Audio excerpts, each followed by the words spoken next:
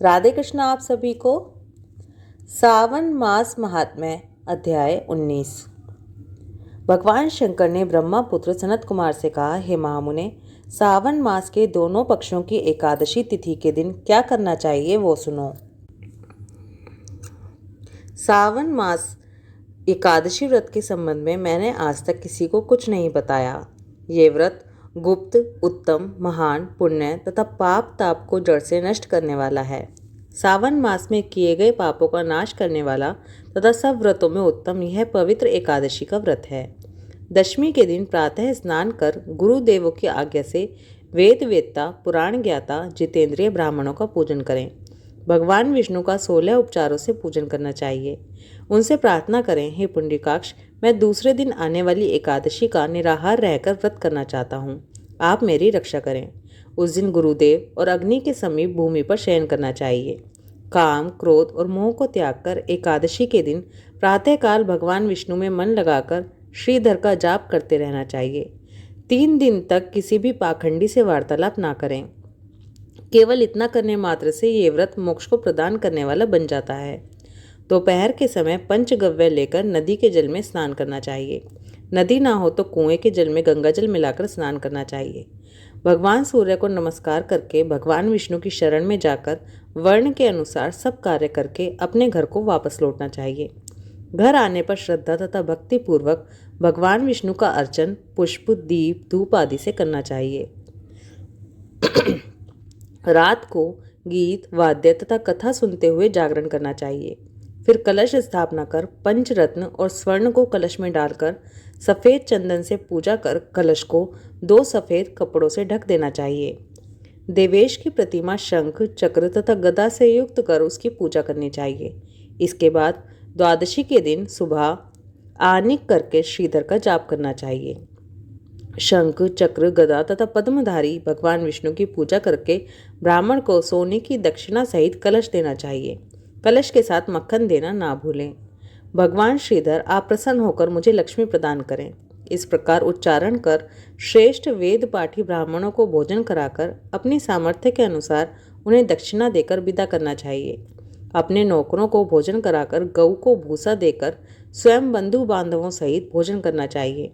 इस प्रकार शुक्ल पक्ष और कृष्ण पक्ष दोनों तिथियों के व्रतों का विधान एक समान है। शुक्ल पक्ष में श्रीधर और कृष्ण पक्ष में भगवान विष्णु जनार्दन कहे गए हैं। अब मैं तुम्हें द्वादशी के दिन भगवान विष्णु के निमित्त पवित्रारोपण के संबंध में बताता हूँ।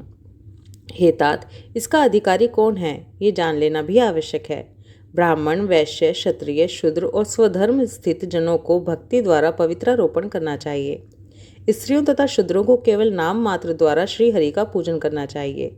सतयुग में मणि का, त्रेता युग में स्वर्ण का, द्वापर में रेशमी तथा कलयुग में सूत द्वारा पवित्रा का निर्माण करना चाहिए। सन्यासियों को मानसिक पवित्रारोपण करना चाहिए। पवित्रा को बांस के पात्र में रखकर उसे साफ वस्त्र से ढककर भगवान श्रीधर के सम्मुख उसे रखना चाहिए और कहना चाहिए, हे प्रभु, मैंने आपके लिए क्रियालोपार्थ पवित्रा को ढका है। हे देव, मेरे काम में विघ्न ना हो। हे नाथ, आप मुझ पर दया करें। आपको मैं इस पवित्रा द्वारा प्रसन्न करना चाहता हूँ। हे देवेश, आज से लेकर वर्ष भर तक व्रत नाशक काम, क्रोध आदि ना हो। आप तक मेरी सुरक्षा करें जब तक मेरा व्रत पूर्ण ना हो। कलश पर बांस के पात्र में रखे पवित्रा की नम्रता पूर्वक इस प्रकार प्रार्थना करनी चाहिए, हे पवित्रा, 1 वर्ष तक किए अर्चन से प्रसन्न होकर आप विष्णु लोक से यहाँ आई हैं, अतः आपको नमस्कार है।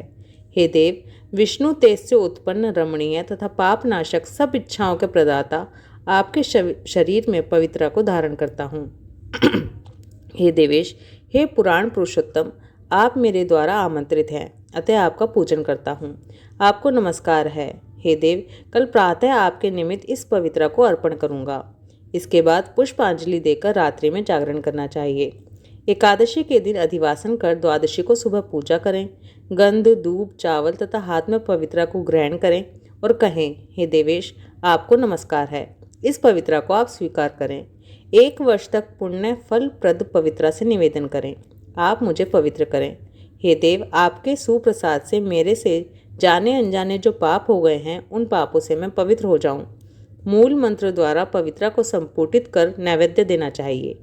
मूल मंत्र से अग्नि में घृत तथा पायस द्वारा हवन करना चाहिए। इसी मंत्र द्वारा पवित्रा को विसर्जन करके कहें, हे पवित्रे, 1 वर्ष तक किए मेरे अर्चन को सविधि परिपूर्ण करें। हे पवित्रे, विसर्जित हो, विष्णु लोक को लौट जाएं। इस प्रकार कहकर उसे ब्राह्मण को दे दें या जल में विसर्जित कर दें। हे वत्स, जो मनुष्य हरि का यह पवित्रारोपण करता है वह संसार में आनंद भोग कर अंत में विष्णु लोक को जाता है। सावन मास महात्म्य अध्याय 19 समाप्त। ओम नमः शिवाय। राधे कृष्णा।